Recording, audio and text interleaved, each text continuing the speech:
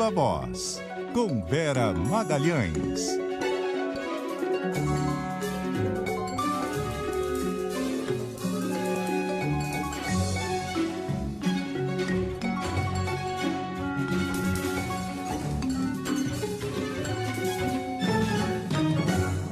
Seis horas e 13 minutos, Viva Voz com Vera Magalhães. E antes de desejar uma boa noite, já queria deixar aqui o aviso que se alguém quiser ouvir música neste Viva Voz hoje, que sugira. O WhatsApp é o 11... É uma boa, vamos abrir. 11 Estamos com um bloqueio criativo. 11 9911 9981. Mas não venham com músicas que, vai lá, pede numa rádio de música, uma música qualquer. Tem que ter uma ligação, um nexo, um sentido, tem que ter um contexto, tem que estar tudo ali assimilado. Vamos lá, vai, vocês são bons demais. Vera Magalhães, boa noite. Verdade, boa noite, Bocardi, Carol, a todos os ouvintes. Realmente eles já nos socorreram em vários momentos de crise criativa e hoje foi um deles. Eu vou participar de um evento da revista Marie Claire logo mais e não me preparei dignamente para escolher a crise. Poucos dias antes dessa crise atingir o seu apogeu, o seu ápice ali, com a falta de oxigênio em Manaus e também com a falta de leitos para a internação de tantos pacientes que foram acometidos de Covid-19 e fez lá um espetáculo negacionista, defendendo tratamento precoce para todos, que todos os prefeitos adotassem o uso de cloroquina, hidroxicloroquina, ivermectina, defendeu o tão polêmico aplicativo Tratkov, que foi lançado no site do Ministério da Saúde. Então foi alguém que buscou esse protagonismo, buscou a ribalta, buscou os holofotes no auge da crise em Manaus e, graças a isso, cavou uma convocação para a CPI, que tem como um dos seus focos específicos a crise de Manaus, e tem 2 senadores titulares que são senadores pelo estado do Amazonas. Então, ela tem um certo viés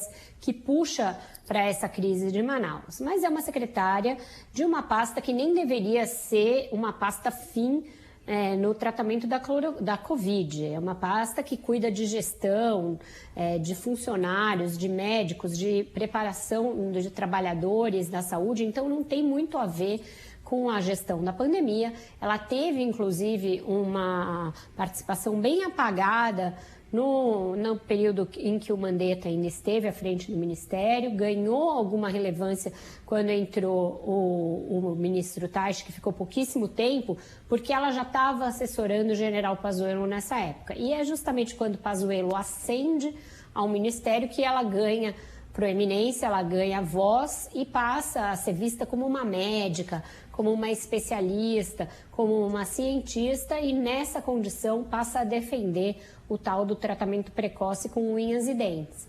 Então foi nessa condição que ela foi ouvida. Eu achei que vai ficar circunscrito a um pequeno pedaço do relatório final, a participação dela, e achei que a gente gastou muito tempo ouvindo alguém que é um personagem da segunda divisão ali, da responsabilidade pelo negócio todo.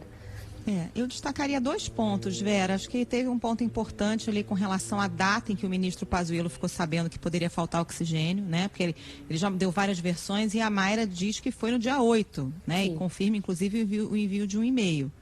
E o Pazuello na CPI falou dia 10, enfim, já deu várias informações.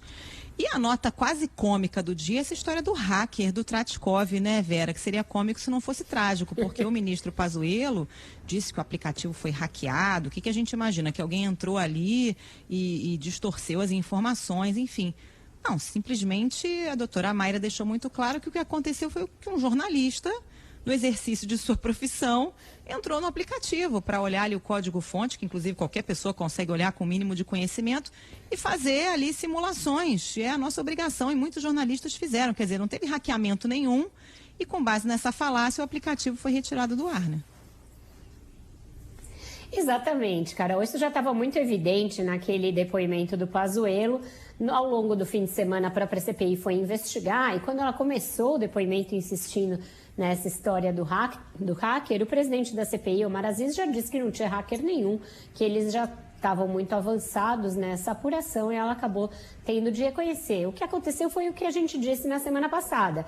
Eles lançaram um aplicativo que era um absurdo, que prescrevia cloroquina até para criança e para gestante, como a gente bem disse, e diante da reação muito forte e negativa, como várias idas e vindas desse governo no trato da pandemia foram assim, né, com base na reação negativa, tentativa e erro, aí tiraram do ar alguns dias depois, sendo que a narrativa já não parava em pé, porque a gente tinha tido a ampla divulgação desse aplicativo por meio da própria TV Brasil. Então, o depoimento dela serviu para enfatizar, para corroborar o quão esfarrapada era essa desculpa. E em relação às datas, ela colocou o ministro realmente em maus lençóis, porque ela falou em dia 7, depois dia 8, e ele tinha falado em dia 10, mas também nesse aspecto ele já tinha sido desmentido, né, durante o seu depoimento, porque o próprio presidente da CPI, o Eduardo Braga, tinham falado que ele tinha sido avisado antes, que havia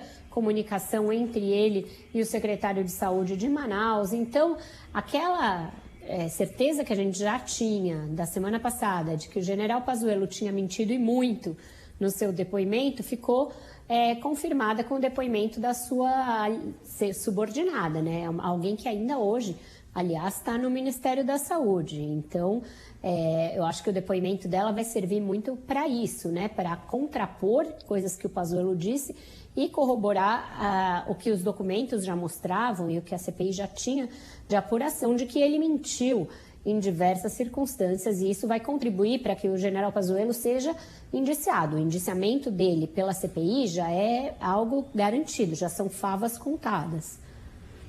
E para ela, o que sobra também? Porque no fundo vai depender de outro depoimento também para tentar fazer passar uma régua aí e ver o que sobra para todo mundo. Eu acho que em relação a ela vai vir uma reprimenda, pode até vir um indiciamento por recomendar tratamento não indicado, mas veja, ela é médica. Então ela sempre vai poder dizer que como médica tem que tentar tudo aquilo que a medicina oferece para tratamento dos pacientes, ela pode tentar sair com essa. É mais difícil uma responsabilização dela, até porque não era a secretaria dela que tinha de fazer esse tipo de recomendação. Eu acho que o principal da responsabilização, tanto pelo caso da falta de oxigênio em Manaus, quanto pela narrativa toda do tratamento precoce, vai ficar com o ministro. O ministro é que era o responsável por dar a diretriz, até por isso eu achei um pouco teatral demais a inquirição a que ela foi submetida hoje. O fato dela ter um apelido, né, um apelido que cola, torna muito atrativo para que todo mundo vá com muita sede ao pote em cima dela. Então, acho que erraram a mão, passaram do tom. O próprio Omar Aziz, em vários momentos, foi muito truculento com ela. Não estou eximindo o personagem de nenhuma responsabilidade. É alguém que reúne aquela característica muito própria do bolsonarismo, que é pessoas com baixa qualificação técnica e que juntam isso a uma exacerbada ideologização da sua postura. Então, essa é a pior das combinações que pode haver. E ela era uma dessas. Ela ascendeu politicamente no Ceará por ser contra os médicos cubanos, um discurso muito fácil com essa direita bolsonarista. Então, ela foi se aproximando da família Bolsonaro ao longo dos anos, principalmente na eleição de 2018, ela era candidata pelo PSDB, mas com um discurso já muito próximo aos Bolsonaro. Aí depois ela se aproxima da ministra Damares Alves, fica muito alinhada com as pautas dela, anti-aborto, pró-família, se dizendo representante dos conservadores, e assim é apresentada a equipe do Mandetta. O Mandetta já a conhecia por essa militância contra mais médicos, mas assim ela é apresentada como alguém que vai ter um cargo no Ministério da Saúde. O Mandetta a coloca nessa secretaria que é secundária, e aí, ao longo da pandemia, ela vai se aproximando, vai ganhando a confiança, principalmente dos militares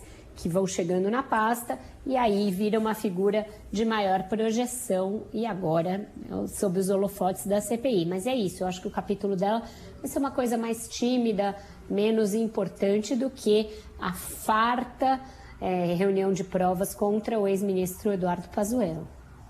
E os próximos passos agora da CPI, Vera? O senador Omar Aziz já disse que vão ser votados os requerimentos para convocar prefeitos, governadores.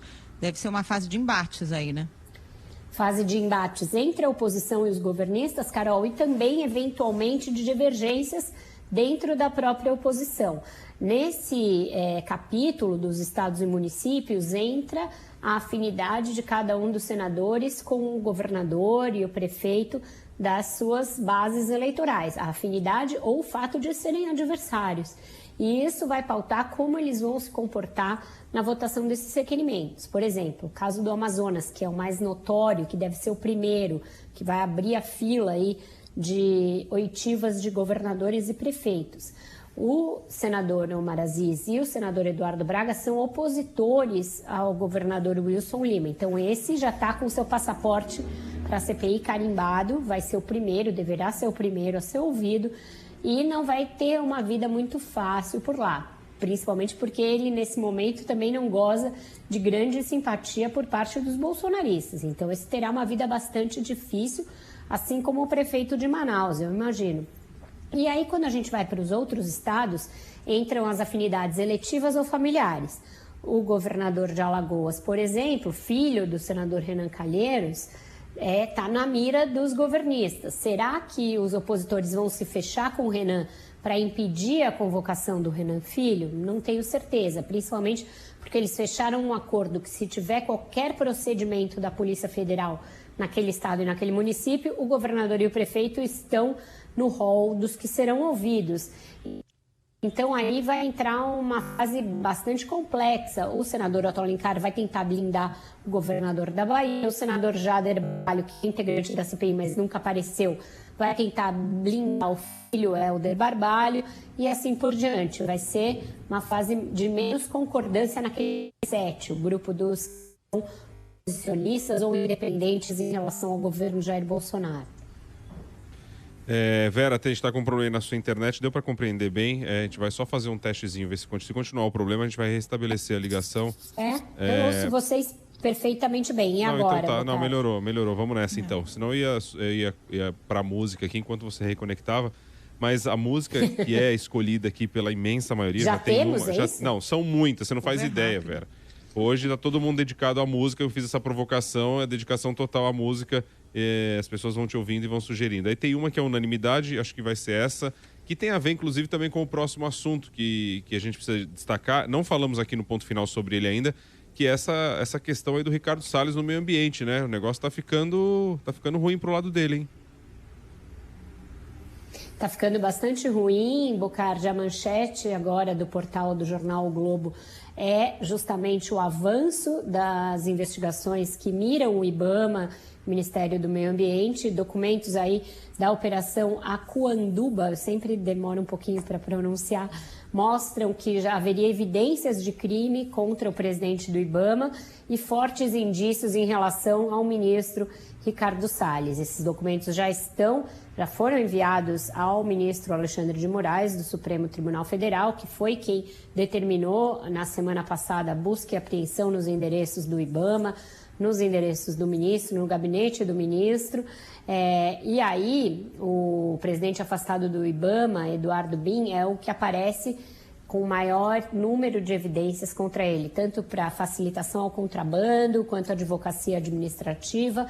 E em relação ao Salles, a PF aponta fortes indícios. Então, vai avançando esse caso. É um caso que coloca o presidente numa situação muito complicada, muito difícil, não só perante o Supremo Tribunal Federal e a população, a opinião pública, mas principalmente em relação a outros países e a investidores internacionais. A gente já está na berlinda pela questão ambiental e agora, com o ministro formalmente investigado pelo Judiciário Brasileiro, pela Polícia Federal, as coisas ganham outra configuração, elas mudam de figura e o ministro Ricardo Salles passa, sim, a estar ameaçado no cargo. Eu dizia que ele era diferente, que como ele entregava tudo aquilo que o Bolsonaro pedia, ele tinha uma casca mais dura, era difícil que ele caísse só por pressão de ambientalistas e da oposição, mas eu falava nessa mesma época, olha, a não ser que venha um batom na cueca em relação a investigações, e é isso que está começando a aparecer com um conjunto de provas reunido pela Polícia Federal.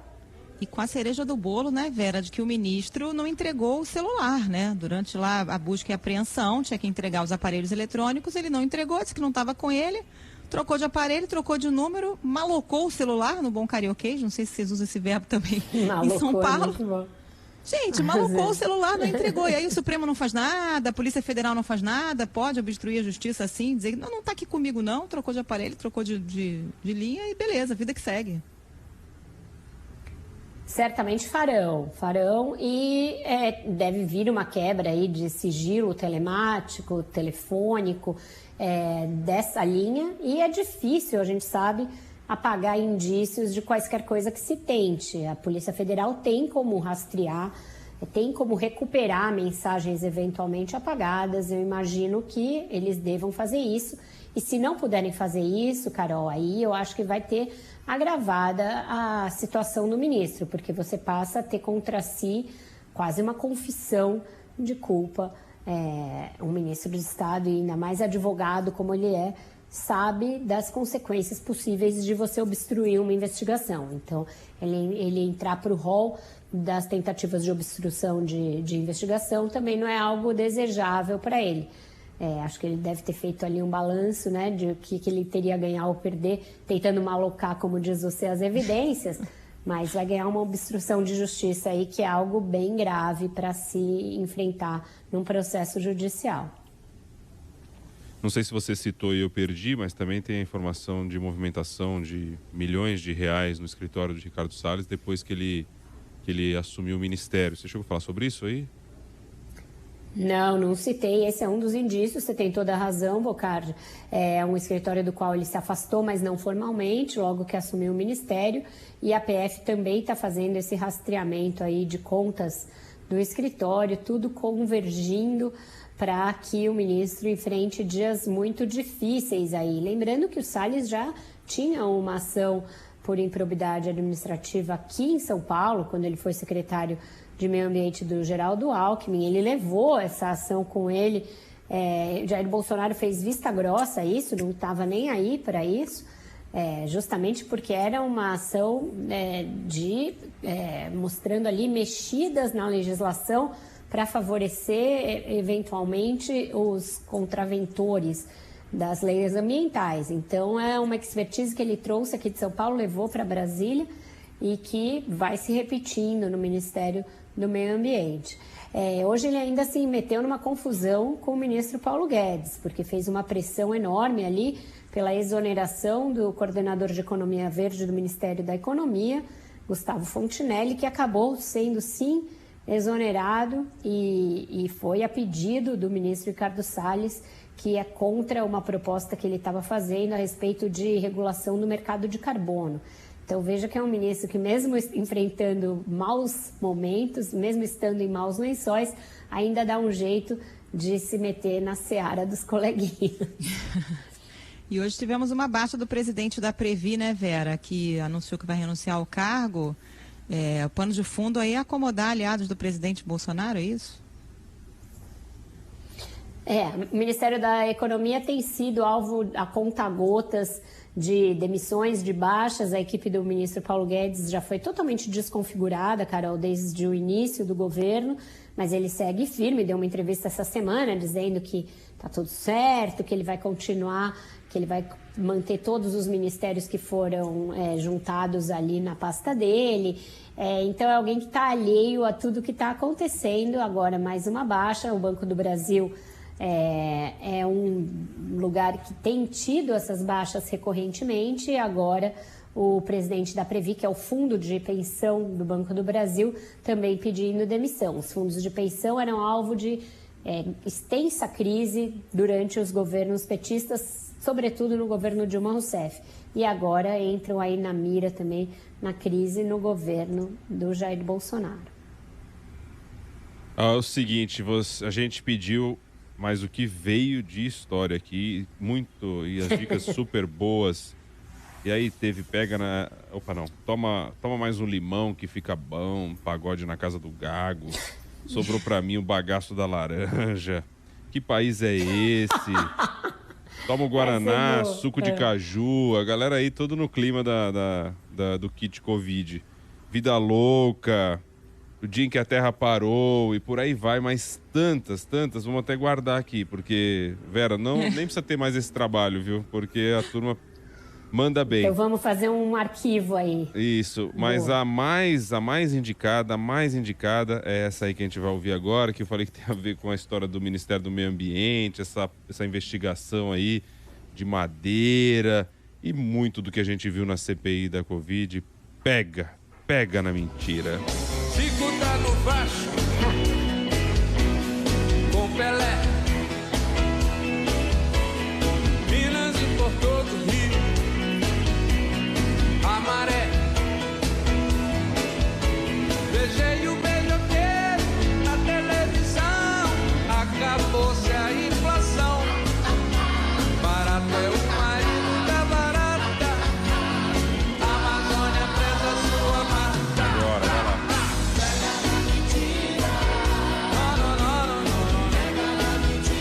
Corta o rabo dela.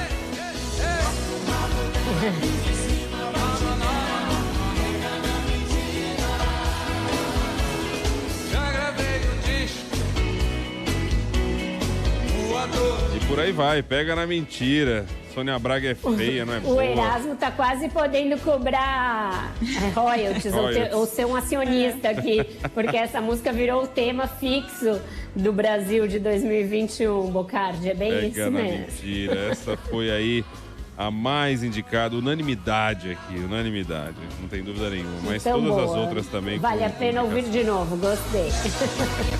Aí, ó. E no refrão ainda. Fazer o quadro, vamos fazer um quadro fixo, pega na mentira ali, a mentirinha do dia. Vai ocupar o programa inteiro.